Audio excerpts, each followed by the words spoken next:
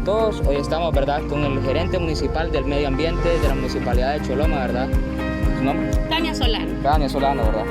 Entonces aquí tenemos las preguntas del día de hoy, ¿verdad? La primera pregunta nos dice cuáles son las causas principales de la contaminación a la laguna. Bueno, la laguna de Ticamaya como tal es una reserva natural declarada en el Congreso Nacional en 1996. Contaminación, sí tenemos, ¿verdad? Es mínima, estamos trabajando como Municipalidad de Choloma para poder mitigarla, pero eso es en la parte de atrás, ¿verdad? En el otro extremo de la laguna, en los bordos, ya que por allá funciona una porqueriza. Entonces, más que todo es el agua no tratada que entra a la laguna, pero al final esto también es parte de la naturaleza, ¿no? Y que en la laguna, pues, hace mucho tiempo fue drenada y quedaron esos como rupturas en el borde. Entonces, estamos trabajando. Otra contaminación que tenga, no la manejamos hasta ahora, solo que la población que viene a veces nos deja los plásticos tirados, se van al espejo de agua, y esto pues genera también un malestar, ¿verdad?, en la fauna que está dentro del agua. Muchas gracias. La siguiente pregunta nos dice, ¿qué impacto tiene la contaminación en la vida acuática de la laguna?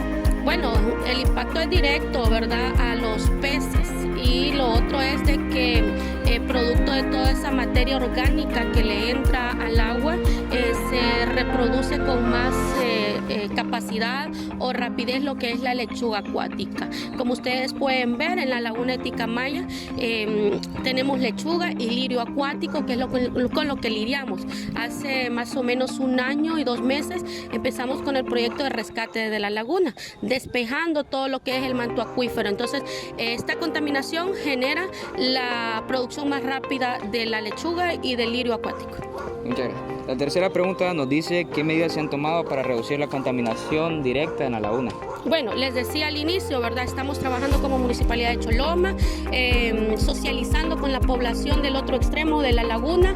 A través de la Fiscalía hay una resolución también que estamos trabajando, tratando, ¿verdad?, de no crear conflictos, sino que soluciones. Entonces, las medidas más prontas son la reparación de la estructura del bordo y pues ayudando a concientizar a la población que cuando venga aquí deje la basura en su lugar, o mejor se la lleve, ¿verdad?, consigo en su vehículo, y busque un lugar más propicio para depositarla. La siguiente pregunta nos dice, ¿cuáles son los riesgos de la salud humana relacionados con la contaminación de la laguna? Bueno, tienen que ser directos, porque recordemos que en la laguna de Ticamaya se practica mucho la pesca artesanal. Entonces, si el pescado está contaminado y la población lo consume, entonces es directo. Y por eso pues estamos trabajando, nuevamente les digo, para poder mitigar ese impacto que genera la llegada de agua sucia a la laguna. ¿Y cómo afecta la laguna contaminada al ecosistema local que podemos ver en ese sector? Bueno, siempre directamente. En la laguna, aparte de tener peces, hay tortugas, también hay otra fauna que está fuera de la misma y ellos consumen la misma agua, entonces es directo.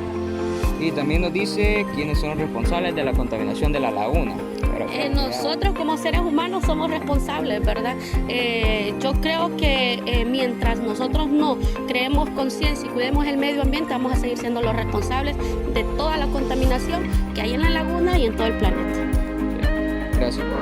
La siguiente pregunta nos dice, ¿qué soluciones podríamos implementar para limpiar la laguna y prevenir futuros casos de contaminación que se pueden dar, ¿verdad?, aparte de lo que ya tenemos? Bueno, la prevención más importante es el mensaje que nosotros le podamos dar a la población, ¿verdad? El mensaje de conciencia ambiental, el mensaje de cuidar lo que tenemos. Esta es una joya, les digo yo cada vez que tengo la oportunidad a la población, es una joya verde. No todos los municipios tienen una laguna, Choloma la tiene.